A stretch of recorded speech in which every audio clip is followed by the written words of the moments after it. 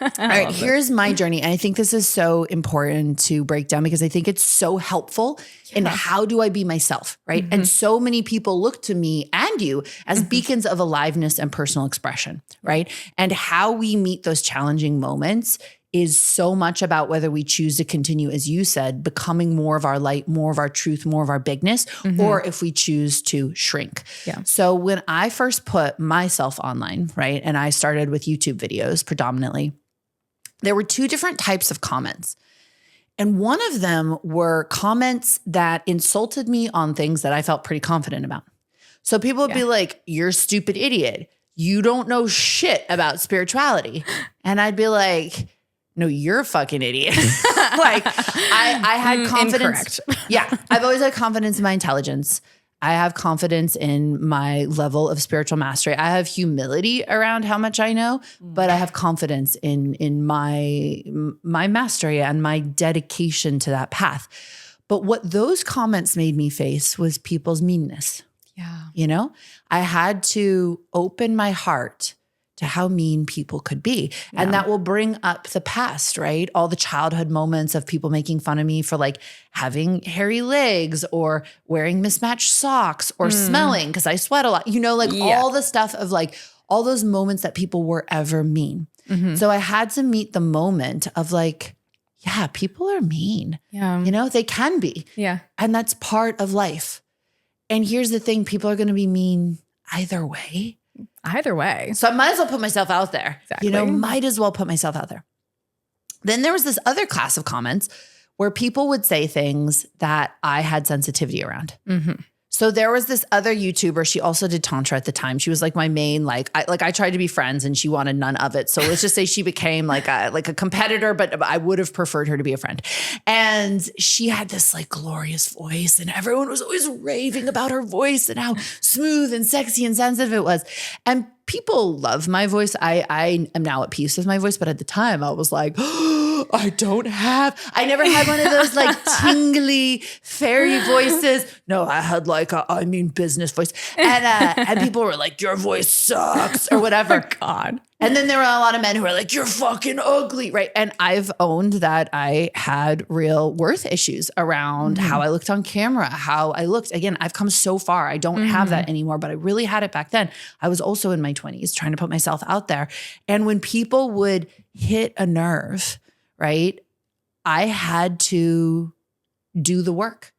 Yep. I had to be like, okay, instead of getting enraged at you or shrinking, this is hitting, I can feel it. It's hitting something inside of me of, oh, I judge my own voice. Like I don't feel beautiful enough. So I have to slow down and use your mirror as an invitation into my own process. And if I can then hold the part of me that doesn't love my voice with so much compassion, hold the part of me that feels insecure in making these videos that don't look good enough, that I'm not pretty enough, can I find that place inside of me and literally hold it with love and understanding and then bring myself closer to truth, which is like, your voice is fucking beautiful. You are beautiful. You look amazing, right? And then every person's negative comment becomes either an opening to get more real with the world of just like, yeah, people are mean. It's true. Yeah. People can be mean. That's a more true comment. People can be mean. Yeah.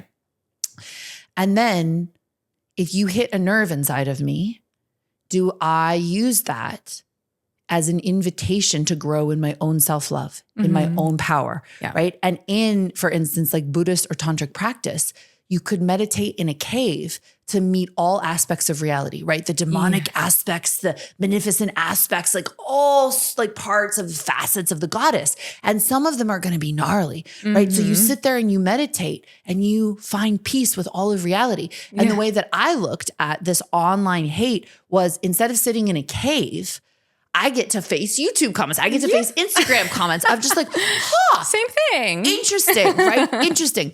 Now, a couple of other pieces were really valuable for me. One was when I started putting myself on Instagram. And like, let's just call her like Taryn, right? Taryn I would like put my heart and soul into a reel, and Taryn would just be like, you're such a fake bitch, you know, and your hair looks terrible. And what real Tantra teacher would dye her hair blonde? And blah, blah, blah, blah, blah, blah, blah, blah, blah. And back when those comments would touch me, and they don't so much anymore, like you do actually evolve. Yeah. I would have to sit there and really, I'd be like, wow, like I'm Layla. Like I'm like a fucking powerful bitch. Like I built an empire. Like I have a lot of self-confidence, and like Taryn got to me this morning. Yeah. Taryn just hurt my feelings. And people try and be like, haters gonna hate. And like, you know, you like, you know, you're big when someone hates you. And I had to like take a deep breath and be like, it's not even 10 a.m. and Taryn hurt my fucking feelings. That is a moment. It's a moment. Yeah. But being vulnerable with myself and then normalizing it. Because I think there's this idea of like, oh, I should be bulletproof, right? And as someone with a lot of privilege, like it's a privilege to even have people pay attention to me, right? Playing like the victim of like, oh, people are mean to me. You know, like that doesn't feel good. It doesn't work. It doesn't resonate with people. It doesn't resonate with me. But a true, honest, like, you can hurt my feelings. I'm a human. You might be a Russian bot. I don't know. Right. You might be getting a divorce. You might have had a bad night last night with your fucking Hinge date. Like, I don't know what's going on in your life, but it doesn't matter to my nervous system that you're having a projection and you're having a hard time. Like, you hurt my feelings. Yeah. And what really helped was me being like, we can all get our feelings hurt on the internet. I don't know anyone whose feelings don't get hurt. Yeah. And that would open my heart. And I would be like, oh, I can just sit here with this sensitive part of me. I got my feelings hurt. And the last initiation I want to leave everyone with is, I think we all do this, but especially as women, we do this, which is like, let me be perfect. Do you see me as perfect? Am I perfect enough? Am I totally perfect? Have I done good enough? Am I woke enough? Have I said all the right things? Can no one find anything wrong with me ever? Oh my God. You know? And so we're like sitting here, like trying to compress into this like perfect idea of what everyone wants us to be, right? Yeah. In this like suffocating box.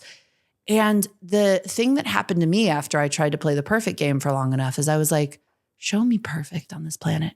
Yeah. Show me a human who's absolutely perfect. I'd rather be whole. And when you know, I think the thing that was maybe the scariest was people seeing true things about me. Right. That are kind of fucked up. You know, and when people are like, your privilege is showing. I'm like, yeah. It actually is. And like, correct. What do you want me to do? Like stick my tail between my legs and run away screaming? No, I'm just like, yes. Yeah. The world isn't perfect. It's unjust. It's unfair. And what I use these comments as an invitation to do is to honestly self-reflect, to be whole in myself, to see my impact, to see the truth of me, but never to tell myself the toxic lie that I should be perfect, because no one is. And in my wholeness, people are going to see my shadow. Yeah. And what does it look like to feel comfortable with people seeing my shadow? Yeah. Right. And that used to be really terrifying for me. And everyone's got a shadow. And what does it look like to know in my bones that I'm still lovable? Even with a shadow, I still deserve to be out there in the world doing my thing with a shadow. And I look at everyone else's shadow and I'm just that much more compassionate. Yeah. So I think, you know, as we venture deeper into this conversation and we talk about who you are in the world and how you put yourself out there, I think for each one of us listening, it's like, not will someone judge me, right? Will I have a hater? Will people comment unfavorably? It's like, what's my game plan when they do? Yeah. So that I can turn that into a healing moment. I can turn it into a self-love moment. I can crack into compassion. I can turn it into an empowering moment. You know, it's really, really, really important to have that consideration and to also get where people are coming from. I had this horrible troll for a little while who was just like saying the most horrific shit on my YouTube. And usually I wouldn't interact with a troll, but he was just like saying the most grotesque, misogynistic stuff, video after video. And this was back before I had a team, like really managing the comments. And I was like facing his, fucking shit all the time. I think his name was like Eduardo or something. I mean, it's like an approximation of his name. He landed in your subconscious. I got into the comments and I was like, look, man, I was like, I just want you to know that in the grand scheme of things, I was like, I have chosen to create in this lifetime to inspire people to follow my dharma. I was like, you seem to have no better choice than to hang out on my YouTube channel and try and tear me down. I was like, one day we're both going to be on our deathbeds. Death will take us all. And I was like, I will reflect on the courage that it took to put myself out there, to live my fucking dreams, to open my heart and to be vulnerable, even if people like you decided to try and tear me down. I was like, what will you feel on your deathbed? Besides, instead of putting myself out there, opening my heart and following my own dharma, I chose to tear others down. I was like, Eduardo, it is not too late to change the course of your destiny. I was like, you could still become a person of substance, right? And like I said something that sounds like really self-righteous. I think I said something even cooler. And he wrote back, he was like, he's like, Layla, you're right. Wow. He was like, I could do something meaningful with my life. Those moments are epic. He was like, it's not too late. And I was like, I had a breakthrough with my troll. I love that. Those moments are actually amazing. And I feel like you said, you don't always interact with people, especially a troll. Even in my book, I talk about the difference between a troll, a hater, and a critic. Yeah. And how different energies they are. And a troll is usually like an agent of chaos. You're just like, this person is on one. They don't know anything. Goodbye. Yeah. But being able to interact with a person that is saying that, it's very clear and very obvious, even in the way that you're sharing everything about how we can have this better perspective on owning our authenticity.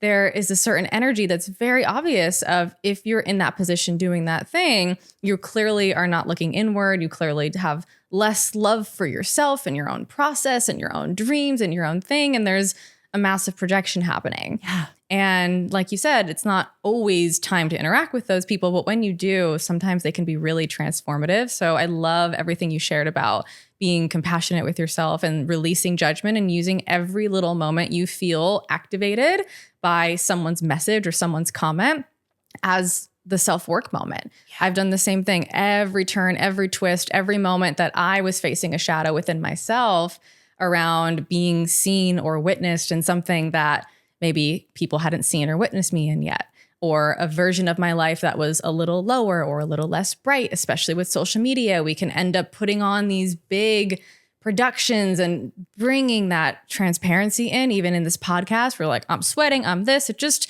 clears out the belief that any one of us are actually on a pedestal. Yeah. And I love being in intimate, close relationships with people because it helps me contextualize, yes, everyone has a shadow. Even the biggest influencers, the biggest people that you think are the best at everything and have all their shit together, everyone's got their shit. Everyone's got a shadow and a version of darkness that they're working through and their own things that they're facing. And it's just that we tend to not put that online because of how much courage it takes to do that. And in my process with social media, what I found is my part of my dharma is actually doing that, to be a beacon of light for what that can look like for other people to do that in their lives. And I found myself at every twist and turn or every shadow, I'm like, okay, it's time to put that on social media. And that's not the case for everybody. That's not going to be everyone's journey to share every single story. And there's still things that I haven't shared that are important to keep private. There's a difference between privacy and owning what you want to keep sacred. Yeah. And finding what is the teaching moment or the story that will help me feel authentic in my brand or just with the people that I want to be close with.